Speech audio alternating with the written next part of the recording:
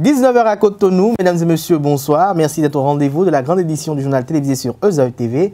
Dans un instant, les principaux titres des informations à développer. Le ministre garde des Sceaux, Séverin Quenome, a saisi la direction générale de la police républicaine aux fins d'instruire les services compétents pour l'annulation des passeports délivrés à Léa Divino-Soglo, Komi Koutié et Abou Seibou. Des détails dans cette édition.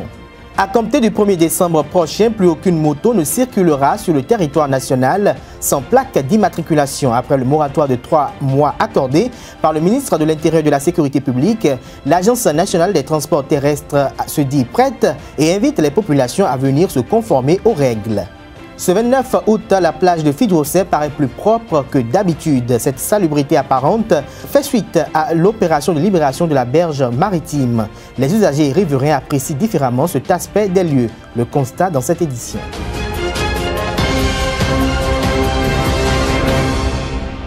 Bonsoir à nouveau, chers amis internautes. Dans le cadre des poursuites judiciaires en cours contre l'ancien ministre de l'économie et des finances Komi Koutié, l'ancien maire de la ville de Cotonou, Léa Divino-Soglo, et l'ancien greffier en chef du tribunal de première instance de première classe de Cotonou, Abou Seibou, le ministre de la Justice et de la Législation, Séverin Quenome, a saisi la direction générale de la police républicaine aux fins d'instruire les services compétents pour l'annulation des passeports délivrés au profit des intéressés.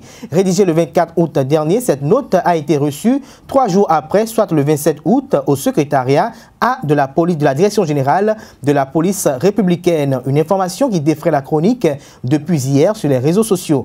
Qu'est-ce qu'il est reproché aux mises en cause? Élément de réponse dans ce commentaire signé Scholastique Ariane Azomon.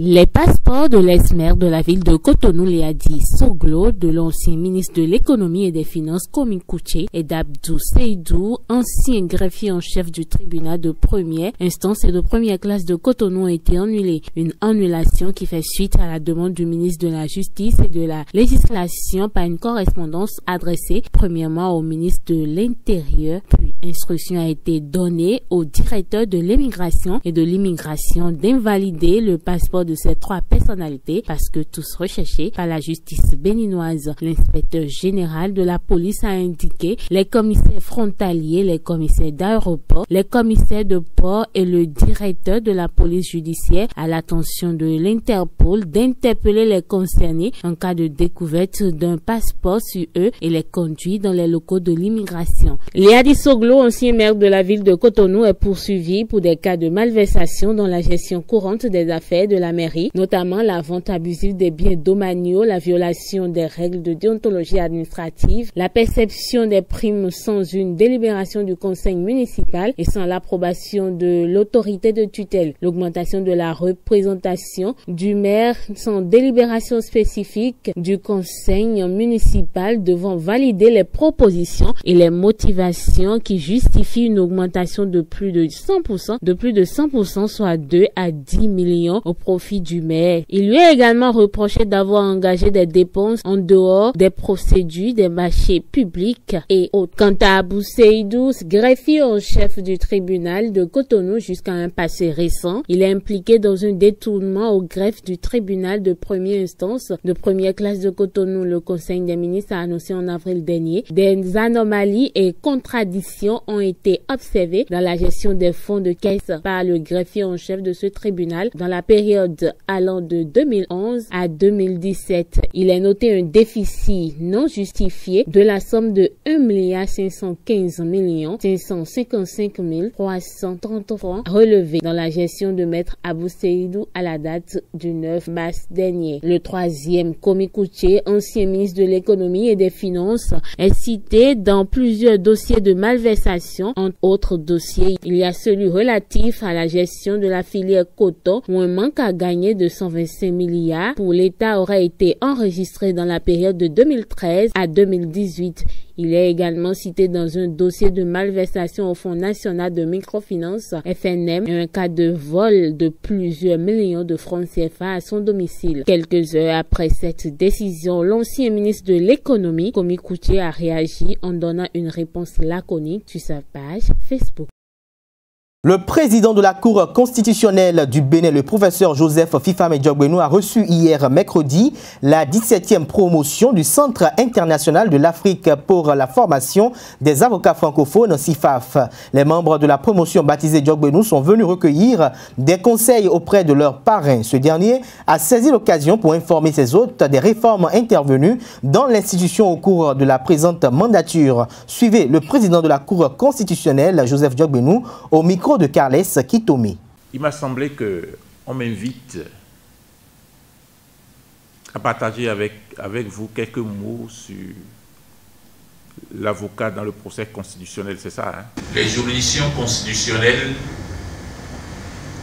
doivent par elles-mêmes non pas clamer ni proclamer qu'elles sont soucieuses de la transparence, mais agir dans le sens de la transparence. L'opacité n'est pas une vertu de transparence. Je suis très sensible au respect du justiciable, au respect des requérants d'une manière générale. Tous les requérants doivent être traités avec le même respect. J'ignore la décision que la Cour va rendre dans un dossier dans lequel vous avez assisté, dont vous avez pris part au débat. Mais ce dont je suis assuré et que je ressens, c'est que ces requérants considèrent désormais que la Cour a organisé quelque chose pour eux. La Cour les a entendus. La Cour a fait venir, etc. C'est ce dont les populations ont besoin. Peu importe la décision que vous allez rendre, c'est la manière de rendre cette décision. La manière de rendre cette décision. Il dit qu'il se sent mal, que son identité est heurtée. Il le dit, vous l'avez rappelé, une fois, deux fois, trois fois. C'est d'ailleurs la raison pour laquelle il faut considérer ce requérant. Il dit, vous dites que vous êtes incompétent. Il dit, vous dites que vous êtes irrecevable. Mais il revient. Les juridictions ont une vertu sociologique qui donne à penser que lorsque le citoyen, le requérant, sait qu'il est entendu, il n'a pas le temps de chercher une arme, un couteau pour régler. Parce que en chacun de nous, il y a une force, il y a une violence, il y a une énergie que nous voulons déployer. Si nous sommes en colère, il faut que cette énergie sorte. L'organisation institutionnelle, donc juridictionnelle, fait que nous venons devant les juges déverser cette colère. Je ne suis pas d'accord. Nous déchargeons cette énergie. C'est pour ça qu'il y a la paix. D'où la raison essentielle de cette démarche de transparence. Considérer que, au-delà des considérations des données procédurales, nous sommes dans une démarche de qualité, de transparence, où les juridictions doivent s'imposer. La démolition de l'ex-gare routière du marché international de Dantokpa lors de l'effectivité des opérations de libération des espaces publics dans le département du littoral a entraîné des stationnements anarchiques de part et d'autre des espaces libérés. Outre cela, ce sont des tas d'ordures et immondices qui règnent en maître sur le terrain. Face à cette situation pas très commode, les conducteurs du taxi auto plaident pour un relogement vu les différentes difficultés qu'ils rencontrent au quotidien. Le constat est signé Christy Agossou et Jefté Honguet. Difficile de circuler à Tokpa. Les abords du marché sont encombrés par les taxis en partance pour Porte-Novo. Cette situation est, selon les taximens, la conséquence de la fermeture de la gare routière. Le transport présentement au Bénin est chaotique. J'ai dit bien chaotique parce que les chauffeurs ne savent pas où garer les véhicules pour faire le chargement. Vous passez de gauche à droite, sur les routes, dans les vents, dans les coins, vous allez voir les véhicules. Nous nous posons la question de savoir si le gouvernement actuel cherche à faire du bien aux transporteurs béninois. On sait que les passes publiques, c'est pour les Béninois, c'est pour nous tous. Mais on ne sait pas ce que les conducteurs ont fait juste pour qu'on nous a déguerpi de là. Jusqu'à présent, la place est encore vide là. Aujourd'hui, nous souffrons trop Premièrement, vous êtes en train de voir l'arrivée des voitures. Les voitures, quand certains veulent vouloir sortir, d'autres rentrent dans ce petit vent. On descend là et on sort. Dans peu de temps maintenant, vous allez voir les forces de l'ordre. Et ils nous arrêtent. Il n'y a pas une gare routière, et on nous arrête, on nous dit, on fait déchargement opaque. Et voilà que Dantokpa n'a pas de gare routière. C'est les fonds qu'on occupe. Normalement, il ne doit plus avoir de opaque, de déchargement opaque. Mais on nous arrête aujourd'hui pour dire, et qu'est-ce que les policiers disent? Ils disent, on fait entrave à la voie publique. Voilà que l'État en question n'a pas donné de gare routière, on nous arrête pour opaque et soi-disant et déchargement opaque. Où est la gare routière? On nous arrête. Les policiers nous rançonnent. On ne sait pas ce que le gouvernement actuel veut faire de là. Nos responsables ne nous disent rien. Nous, on est là. On ne sait de quoi. Nous sommes comme de l'huile. On ne sait pas de quelle sauce on va utiliser pour nous préparer. On est là. On est dedans. On souffre trop. Le chef de l'État a promis de changer la situation économique du pays. Mais depuis qu'ils nous ont déguerpis, ils n'ont rien fait sur les places libérées. Il aurait dû nous laisser là et peut-être nous prélever un tarif de 100 000 ou 200 000 par mois. Avec ça, le gouvernement pourrait avoir un peu d'argent pour réaliser ses projets. Mais on nous a déguerpis sans nous trouver un autre endroit et les espaces libérés sont devenus des urinoirs.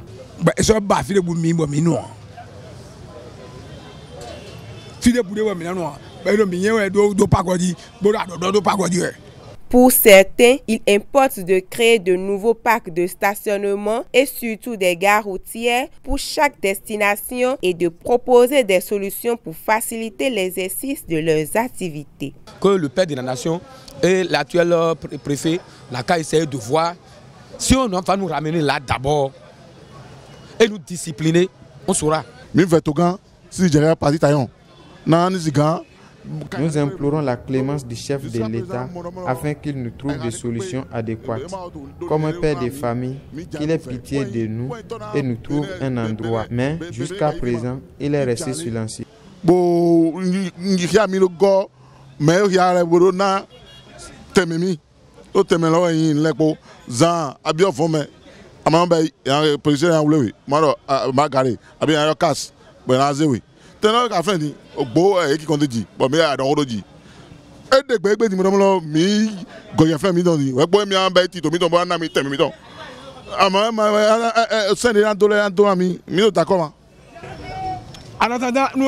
peut nous admettre à nouveau sur les places et nous donne des instructions. Si le gouvernement ne veut rien faire sur les parcs, qu'il nous envoie sur les lieux et nous donne des directives à suivre. Si vous allez à Lomé par exemple, le gouvernement fait sortir de sa propre poche de l'argent et construire des gares routières. Vous quittez là, vous irez au Ghana, c'est la même chose. En Côte d'Ivoire, c'est la même chose. Au Burkina Faso, c'est la même chose. Mais écoutez, on ne sait pas ce qu'on a fait pour le gouvernement. Nous les chauffeurs, nous ne savons pas, réellement on ne sait pas ce qu'on a fait pour le gouvernement. Oh, nous avons, n'est-ce pas, œuvré à l'arrivée de ce gouvernement dans ce pays.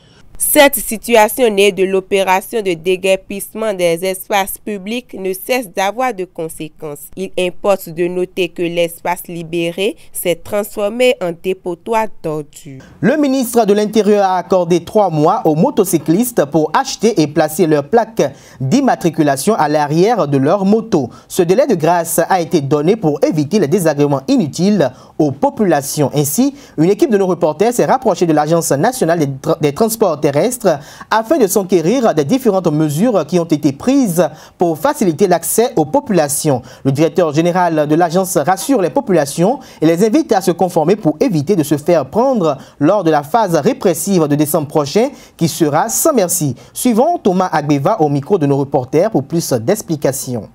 L'administration de l'Agence nationale des transports terrestres depuis 2016 est dans des efforts et du point de vue statistique, je peux vous dire que nous sommes aujourd'hui à plus de 180 000 motos déjà immatriculées. C'est pour dire tout simplement que déjà en moins de 2 ans, nous avons dépassé largement ce qui a été fait en 35 ans. Néanmoins, ce n'est pas encore une performance souhaitée. La performance souhaitée est que nous puissions enregistrer en République du Bénin 0 motos non immatriculées. À ce titre, récemment, vous auriez constaté que la police républicaine, parce que la répression ne relève pas des prérogatives de l'Agence nationale des transports terrestres, encore de plus du ministère des Infrastructures et des Transports, mais elle est du ressort beaucoup plus du ministère de l'Intérieur et de la Sécurité publique. Parce que je l'ai dit, l'immatriculation participe à la sécurité publique, à la sécurité nationale.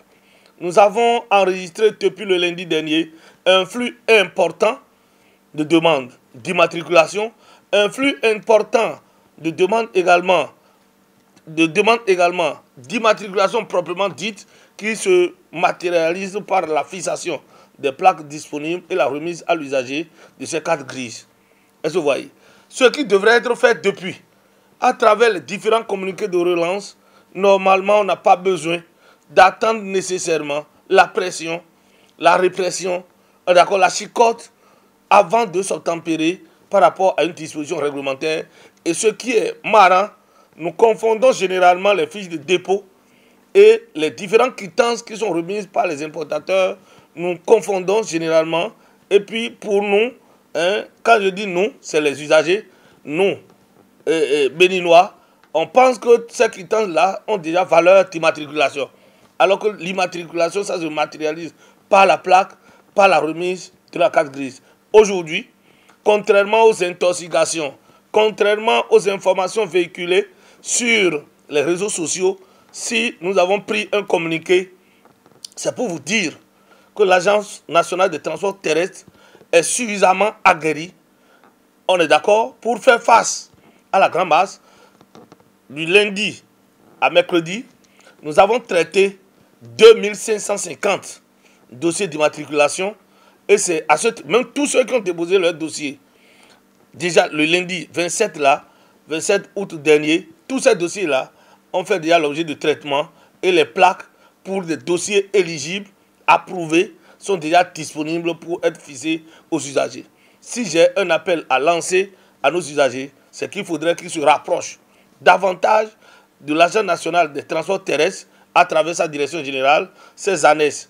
Nous avons nos ANES à Cotonou, Porto Novo, Poricon, Lokossa, Parakou et Nadi Dengou, pour que dans l'intervalle 2 mois au plus, en République du Bénin, nous puissions avoir 0 moto non encore immatriculée. C'est l'objectif principal. C'est lorsque cet objectif serait atteint que nous serons qualifiés de performants pour ce qui concerne l'immatriculation des véhicules à 2 roues. Je tiens sincèrement, entre autres, à porter à notre connaissance que l'une des réformes phares que nous avons réussi à instituer en complicité avec mon collègue de la Direction générale des douanes est que nous avons réussi aujourd'hui, le gouvernement a réussi aujourd'hui à faire supporter en amont les frais d'immatriculation par les importateurs.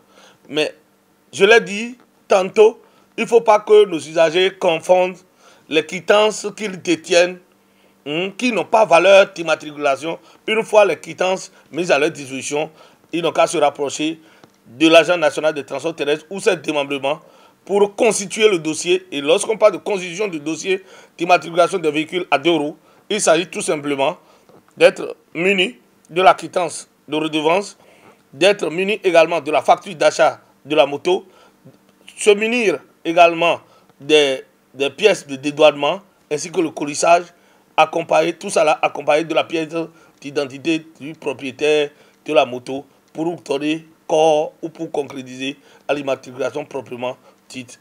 Ce 29 août, la plage de Fidjrosset paraît plus propre que d'habitude. Cette salubrité apparente fait suite à l'opération de libération de l'auberge maritime. Les usagers et riverains apprécient différemment cet aspect des lieux. Découvrez la propreté de la plage de Fidjrosset à travers ce reportage signé Zénab Terneville. Sachets de puata ou de biscuits, excréments des animaux ou humains. Les déchets auxquels sont habitués nos regards sont moins visibles sur la plage de Fidjrosset. L'odeur semble plus agréable à respirer et l'air un peu plus frais.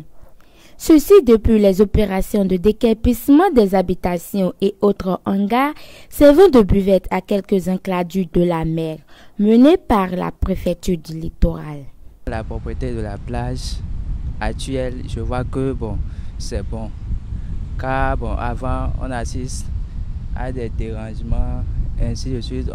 Il y a des hangars construits un peu partout. Donc, on n'est pas à l'aise. Ils sont là avec les musiques et autres. Les gens boivent et puis ça dérange. Dans les années 2000, si vous venez ici, vous ne pouvez même pas vous respirer. Parce qu'il y a des gens qui viennent ici pour déféquer ici. Et aujourd'hui, comme vous l'avez constaté, il y a même un goudron qui mène vers la pêche. Ça c'est bon. Et avec tout, maintenant on a constaté qu'il y a maintenant une bonne propriété au niveau de la plage. On peut constater que à présent la plage est un peu libre et tout le monde a le droit de faire ce qu'il veut. Il n'y a plus les chercher et comment dirais-je, je ne sais pas trop, mais selon moi, c'est bon quand même. Malgré la propreté constatée sur la côte maritime de Fidrosem, c'était se plaindre du vide engendré par les travaux de déguerpissement handicapant les lieux d'espace de détente. Avant que je venais, il y avait des bars et tout, et si on vient, on prend tout ce qu'on veut. Mais aujourd'hui, que je suis venu, je ne vois plus rien. J'ai constaté qu'on a tout dégagé et quand même, je n'avais rien pris depuis la maison. Et je pensais que je suis venu ici, je vais prendre quelque chose pour ma faim, mais je ne vois pas. Si les gens viennent à la plage, si la personne n'a pas pu amener quelque chose à la plage, comment il peut faire, mais comment elle peut faire pour pouvoir acheter quelque chose pour manger? Donc au moins ça, les gens qui vendent de nourriture, quelqu'un peut venir installer au bord du goudron ou bien au bord de la plage à quelque part pour pouvoir vendre des nourritures ou bien des fruits. Et si la personne vient à la plage, il peut trouver quelque chose. Les populations doivent faire l'effort de s'adapter aux nouvelles réformes pour le développement de notre pays. Sport à présent dans cette édition, deuxième journée des éliminatoires de la Coupe d'Afrique des Nations Cannes Cameroun 2019. 48 heures après la publication de la liste des joueurs retenus pour le match contre le Togo, Michel Dussueur, le sélectionneur des écureuils du Bénin, a dévoilé la composition de son staff. C'était lors d'une conférence de presse animée dans la matinée de ce jeudi 30 août 2018 au ministère du Tourisme, de la Culture et des Transports. Face aux reporters sportifs, l'ancien sélectionneur des éléphants de la Côte d'Ivoire a justifié son choix. On l'écoute au micro de notre reporter sportif, Larios Adiagbeno. Au niveau du staff technique, je vais vous donner la composition du staff technique. En entraîneur adjoint, j'ai choisi de travailler avec Moussa Latunji, que j'ai eu l'occasion de connaître lors de mon premier passage et qui correspond vraiment au profil de joueur, au profil d'entraîneur que je recherche pour être à mes côtés, c'est-à-dire quelqu'un qui a un statut d'international, qui a un vécu international, qui est entraîneur et qui peut diffuser aussi des bons messages auprès des joueurs de l'équipe et quelquefois les rassurer avant la compétition. Un entraîneur de gardien, j'ai fait le choix d'une forme de continuité en choisissant Jonas Bidé. C'est un garçon aussi que je connais depuis longtemps, qui est sérieux et qui, je pense, aussi va faire du bon travail. Les gardiens, c'est toujours particulier. C'est un petit groupe à l'intérieur du grand groupe. Il y a une forme de complicité qui s'installe et je n'ai pas voulu changer les choses. Un préparateur physique viendra de France pour nous aider. Il s'agit de Roger Propos. Roger est quelqu'un de très expérimenté. Il a travaillé déjà en Afrique avec Henri Michel, en Côte d'Ivoire, au Maroc. Il a travaillé avec Jean Tigana en Angleterre, en Chine. Il a travaillé à Nice, il a travaillé à Monaco. C'est quelqu'un de haut niveau et quelqu'un qui va nous apporter beaucoup son expérience et avec qui j'ai déjà travaillé aussi lors de mon séjour en Côte d'Ivoire. Voilà pour la composition du staff technique, un entraîneur adjoint, un entraîneur de gardien, un préparateur physique. Concernant l'effectif auquel j'ai fait appel, évidemment que quand un entraîneur est là, il essaye d'avoir les meilleurs joueurs à sa disposition. Donc j'ai fait appel aux joueurs du moment qui sont le plus à même d'être performants. Il ne faut pas oublier le contexte aujourd'hui. Le championnat local est arrêté depuis des mois. Les joueurs ne sont même pas en entraînement, ne sont pas en compétition. Donc c'est difficile de pouvoir s'appuyer pour le moment sur les joueurs locaux. Donc on essaie de se tourner vers les joueurs expatriés. Là nous avons un réservoir qui n'est pas aussi grand que d'autres pays, hein, si on compare par rapport aux nations d'Afrique de l'Ouest. Je pense qu'on a un bon effectif, et on n'a pas un effectif très quantitatif. Donc les meilleurs joueurs sont là, enfin ceux que je pense être les meilleurs, mais je pense que c'est difficile de, peut-être si vous arrivez à me prouver le contraire, mais moi c'est les meilleurs joueurs qui sont là. L'enjeu, je le connais. Et je l'ai dit, il s'agit de se qualifier pour la CAN, c'est l'objectif. Maintenant, on sait que ce ne sera pas facile, ce ne sera pas une partie de plaisir. Là, dans les 2 prochains mois, on va faire 3 matchs à l'extérieur. On sait que ces 2 mois-là vont être très importants. J'espère qu'on pourra avoir le retour de quelques joueurs qui actuellement sont blessés, comme Cédric Otonji, ou sont sans club, comme Djiman Koukou. J'espère qu'on aura aussi peut-être des renforts. Mais en tout cas, pour l'instant, on va commencer par se battre pour ce match de Lomé. Je sais que c'est important. C'est également important dans l'esprit des gens parce qu'il s'agit d'un derby et que ça compte beaucoup. Je sais toute la passion qui peut entourer ce genre de match. Et on est conscient et les joueurs sont conscients également que ce sera un rendez-vous qui sera difficile. Mais aussi c'est un match excitant à jouer. Concernant le contrat, je ne veux pas, comme vous l'avez dit, je ne veux pas rentrer dans les détails. Je me suis déjà exprimé, j'ai dit que c'était un contrat de 3 ans avec des objectifs. Ça veut dire qu'il y a des objectifs intermédiaires. Les objectifs intermédiaires, c'est la qualification à la CAN 2019. Restons avec les écureuils, mais les moins de 17 ans. L'équipe nationale cadette a reçu hier soir la visite du nouveau comité exécutif de la Fédération béninoise de football. En partance pour Niamey, où va se dérouler du 2 au 14 septembre prochain le tournoi qualificatif pour la CAN de la catégorie du président. Mathurin Deschacus et ses collègues sont allés doper le moral des jeunes avant leur départ pour le Niger. Le nouveau patron du sport roi au Bénin leur a offert une enveloppe de 5 millions de francs CFA, une somme qu'il a promis doubler en cas de l'obtention du seul ticket qualificatif de la zone UFOA B pour la phase finale en Tanzanie l'année prochaine. Suivez les réactions du sélectionneur Dr Latifou Yessoufou et de son capitaine Plavlek Ewe. Je m'en voudrais de ne pas insister sur ce point. Vous le connaissez très bien. C'est un homme de parole. Et nous les félicitons et le président et son groupe pour avoir fait ce déplacement d'abord, accompagné d'un grand geste. Parce que dès que le président est arrivé, il a vu les jeunes garçons, il a vu l'encadrement technique, le staff médical, tout. Il n'a ménagé aucun effort. Il a déposé 5 millions pour accompagner le groupe. Nous avons un groupe de jeunes talents et comme il faut le signaler également que les joueurs talentueux n'en manquent pas au Bénin. Et le président a accentué cela tout à l'heure en disant qu'il nous faut une très bonne organisation pour faciliter le développement de ce football. Encore que les jeunes que nous avons actuellement, nous les avons pris depuis 18 mai. On a fait une tournée dans tout le Bénin. Sur quelques semaines, on les a rassemblés, on a détecté les meilleurs talents, autour de 200 par là. Après cela, on a organisé un tournoi au stade René Pleven qui nous a permis de retenir 97 jeunes talentueux qui sont allés faire l'IRM du côté de Lomé. Nous avons eu la chance d'avoir cette crème que nous avons à côté. Et de cette crème, nous sommes en train de retenir un groupe qui va représenter valablement le Bénin au tournoi de Niamey pour nous qualifier pour Tanzanie 2019. Le nouveau bureau a été de passage ce soir.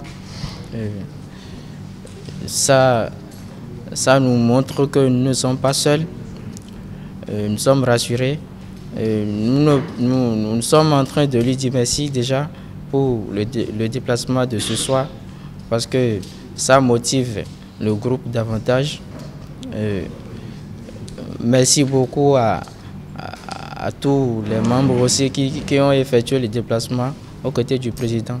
Nous, on va au Niger avec assez de courage. Nous, on n'a pas peur d'une équipe là-bas.